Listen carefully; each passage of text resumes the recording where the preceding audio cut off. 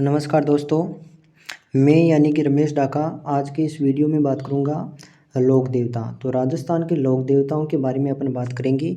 ये मेरे ही हस्तलिखित नोट्स हैं, इसके माध्यम से अपन बात करेंगे आज राजस्थान के लोक देवता वाला बिंदु की। और इस बिंदु में हम सबसे पहले क्या पढ़ेंगे, पंचपीर। जो पंचपीर है इनके बारे में पढ़ेंगे और इसके अतिरिक्त जो और भी मुख्य मुख्य जो देवता हैं उनके बारे में अध्ययन करेंगे। एग्ज़ाम की दृष्टि से बहुत ही ज़्यादा महत्वपूर्ण है, क्योंकि हर एग्ज़ाम में मोस्टली प्रश्न पूछा जाता है। तो पंचपीर कौन कौन से हैं, तो यहाँ पर एक ट्रिक लिखी है कि गोरापा हमें दो। अगर आपको याद नहीं रहता है कि पंचपीर कौन कौन से हैं, क्योंकि एग्ज़ाम में प्रश्न पूछा जाता है कि निम्न में से पंचपीर है या नहीं है, उनके बारे में पूछा जाता है। ऑप्शन रहता है तेजाजी, और तेजाजी पंचपीरों में शामिल नहीं है।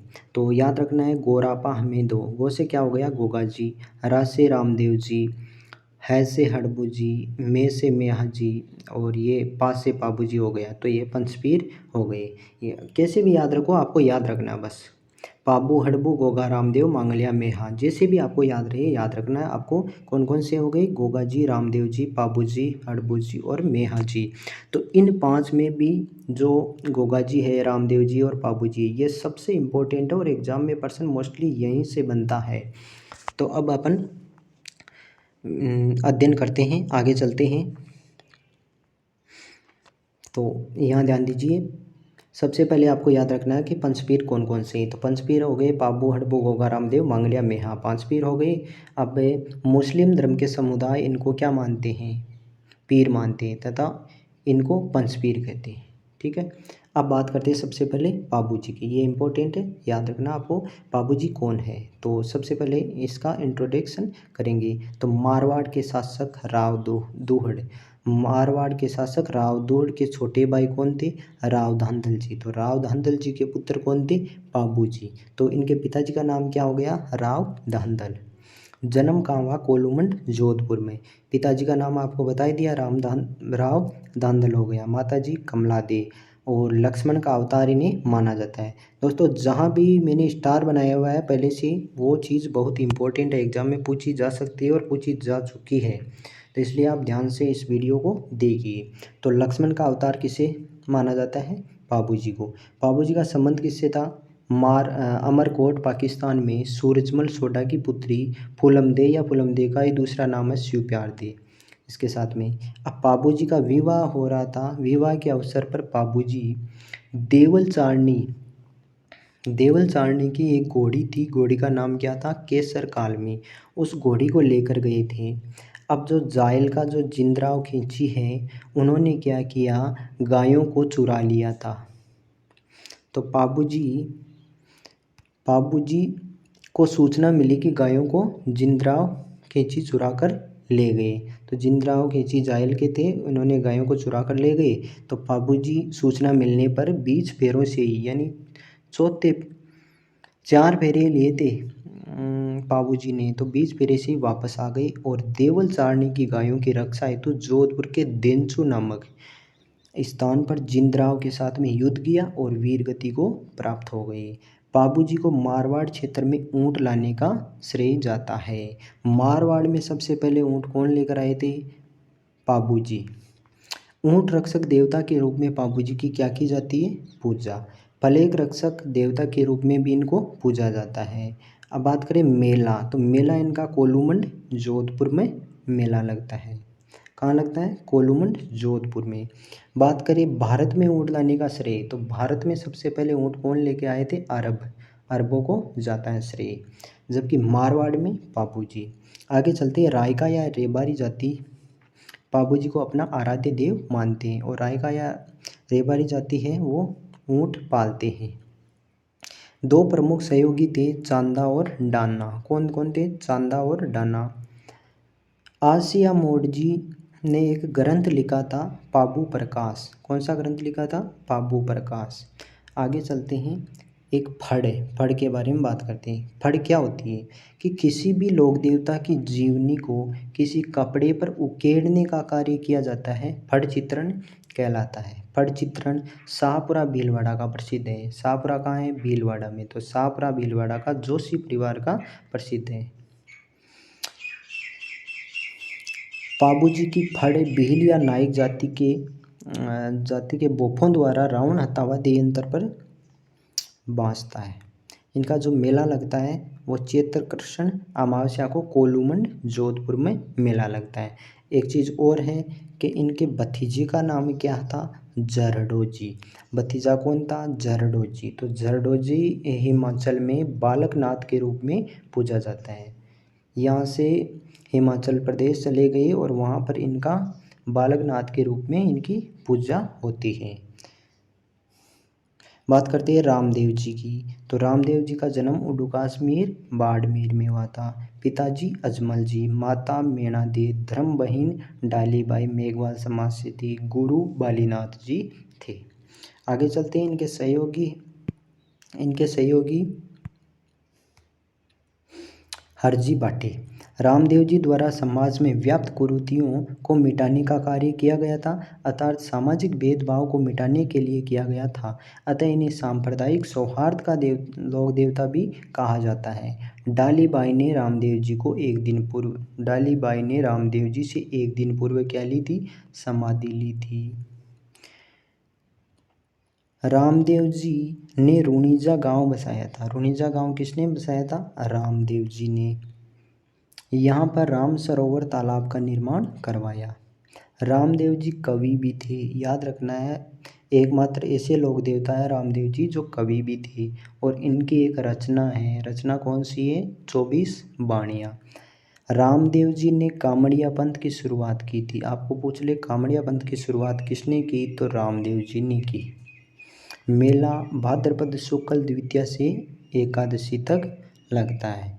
और इस अवसर पर क्या किया जाता है, कामड़ जाति की महिलाओं के द्वारा 13 ताली नृत्य किया जाता है। आपको पूछ ले 13 ताली नृत्य कहाँ किया जाता है, रामदेव जी के मेले में कामड़ जाति की महिलाओं द्वारा। 5 रंगों की दवजा है जिसे क्या कहते हैं, नेजा। रात्रि जागरण को क्या कहते हैं, जम्मा।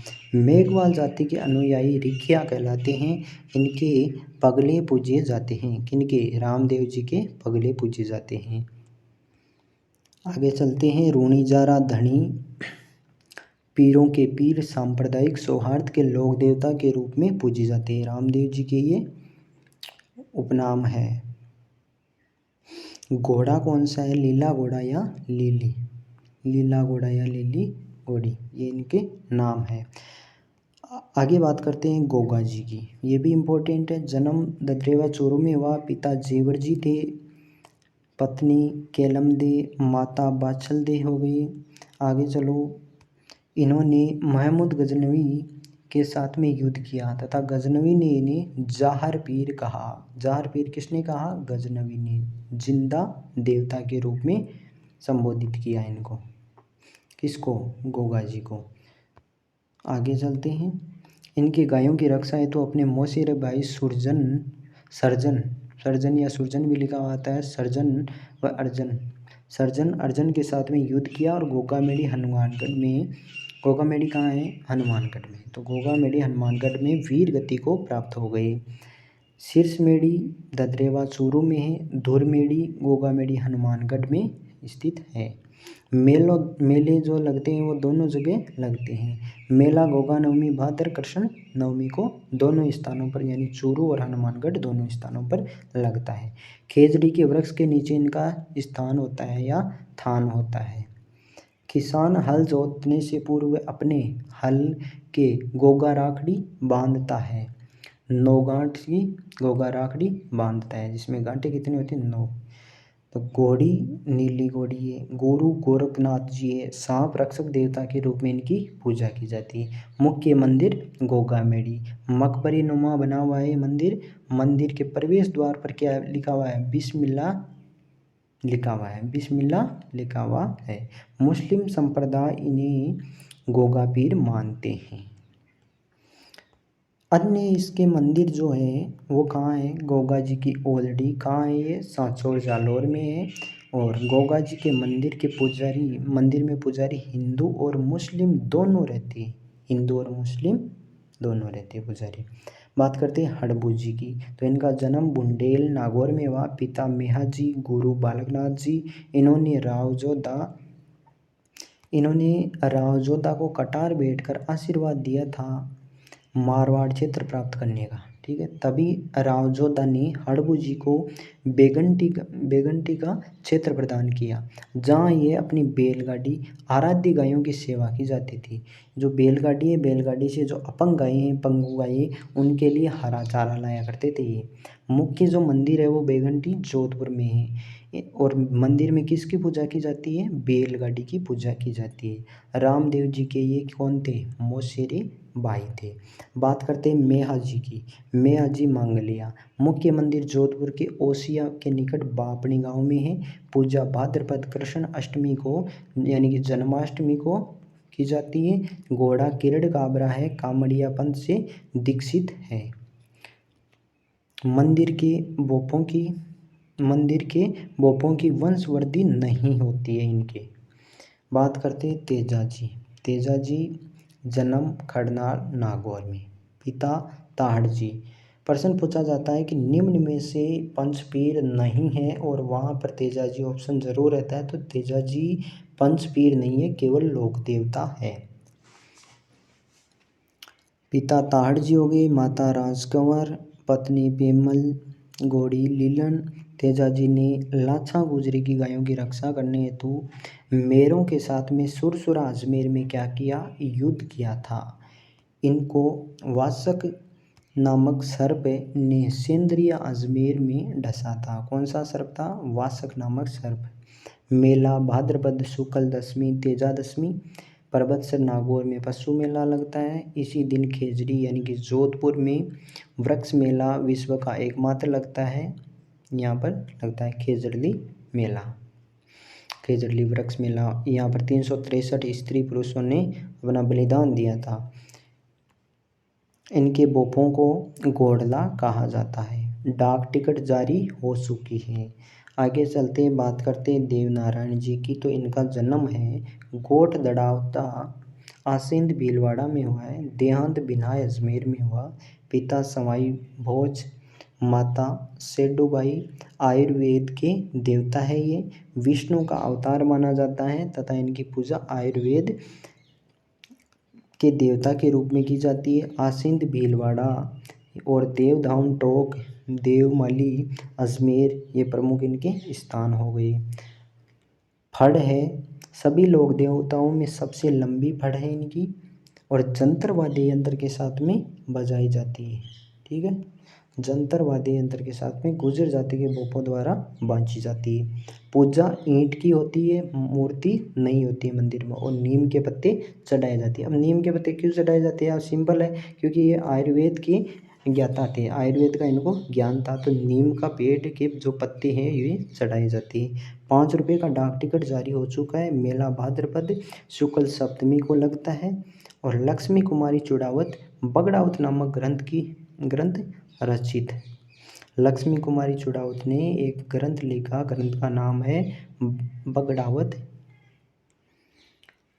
बात करते हैं मल्लीनाथ जी की। तो मारवाड़ के शासक थे, राजधानी मेवानगर मारवाड़ के क्षेत्र में लोक देवता है ये, और इनकी कर्म भूमि होने के कारण बाड़मेर का क्षेत्र मालानी का क्षेत्र कहलाता है। तिलवाड़ा बाड़मेर मुख्य मंदिर है, और पशु मेला प्राचीन सबसे प्राचीन ये जो मेला है, पशु मेला है, ये तिलवाड़ा बाड़मेर में है। रानी रूपादी का मंदिर मालाजाल बाड़मेर में है। बात करते हैं खेतला जी की। मुख्य मंदिर है सेनाना पाली में। विशेषता क्या है? हकलाने वाले बच्चों का क्या किया जाता है? इलाज। जो बच्चे रुक रुक कर बोलते हैं उनका इलाज खेतला जी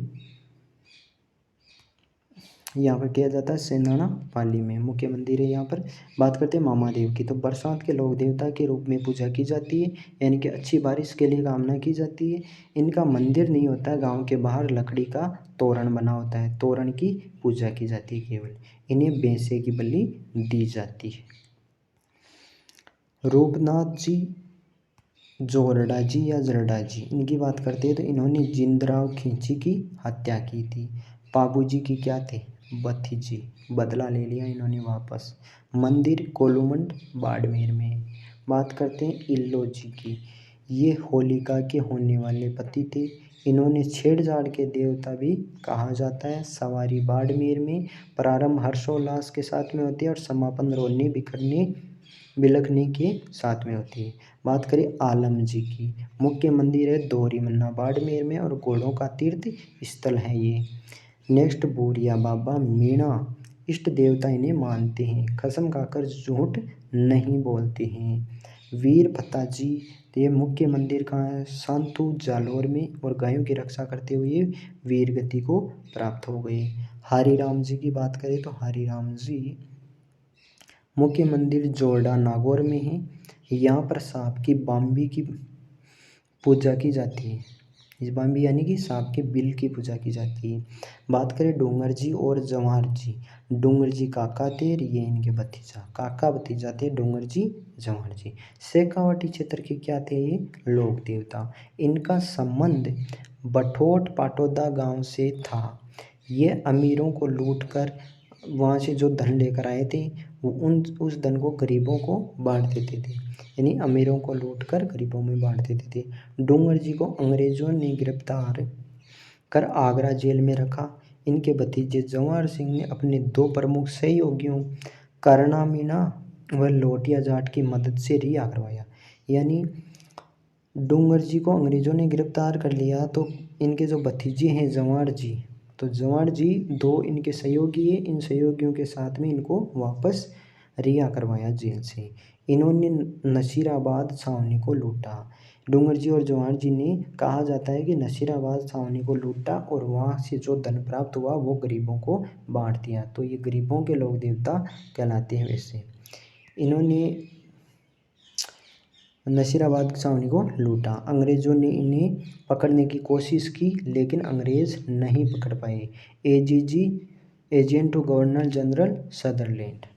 बात करते हैं वीर कल्ला जी की, तो जयमल मेड़तिया के भतीजे थे। इन्होंने जयमल को अपने कंधों पर बैठाकर मुगल सेना के साथ में युद्ध किया, इसीलिए इन्हें शेषनाग का अवतार, चार हाथ वाले लोक देवता के रूप में पूजा की जाती है। इम्पोर्टेंट है ये। गुरु योगी भैरवनाथ जी मंदिर है डूंगरपुर के सामलिया में। बात करते हैं केसरिया कंवर जी, गोगा जी के ये पुत्र है। केसरिया कंवर जी मंदिर चूरू में स्थित है। सर्प का जहर मुंह से निकाला जाता है। अब दोस्तों ये इस वीडियो में इतनी बात करेंगे। नेक्स्ट वीडियो में लोक देवियों के बारे में बात करेंगे। तो ये वीडियो एग्ज़ाम की दृष्टि से बहुत ही महत्वपूर्ण है, आप इसको ध्यान से सुनिए, याद करिए। एग्ज़ाम में निश्चित रूप से 2 से 3 प्रश्न पूछे जाएंगे, चाहे वो अध्यापक की वैकेंसी हो चाहे अन्य कोई भी एग्ज़ाम हो, उसमें प्रश्न पूछे जाएंगे। तो सबसे पहले हमने क्या पढ़ा, लोक देवता। लोक देवता पंचपीर पढ़े। पंचपीर कौन कौन से, गोगा जी, रामदेव जी, पापू जी, हड़बू जी, मेहा जी। फिर शुरू किया था सबसे पहले पापू जी पढ़ा था। पापू जी के बाद में क्या पढ़ा, गोगा जी। गोगा जी के बाद में पढ़ा हड़बू जी, फिर मेहा जी मांगलिया, फिर तेजा जी। इसके बाद में देव नारायण जी, मल्लीनाथ जी, खेतला जी, मामा देव, रूपनाथ जी, इल्लो जी, आलम जी, भूरिया बाबा, वीर पता जी, हरिराम जी, डोंगर जी जवाहर जी, वीर कल्ला जी, केसरिया कंवर जी। तो ये मुख्य लोक देवता हो गए। इनमें से एग्ज़ाम में प्रश्न निश्चित रूप से पूछा जाता है। तो ठीक है दोस्तों, नेक्स्ट वीडियो में हम बात करेंगे लोक देवियों के बारे में।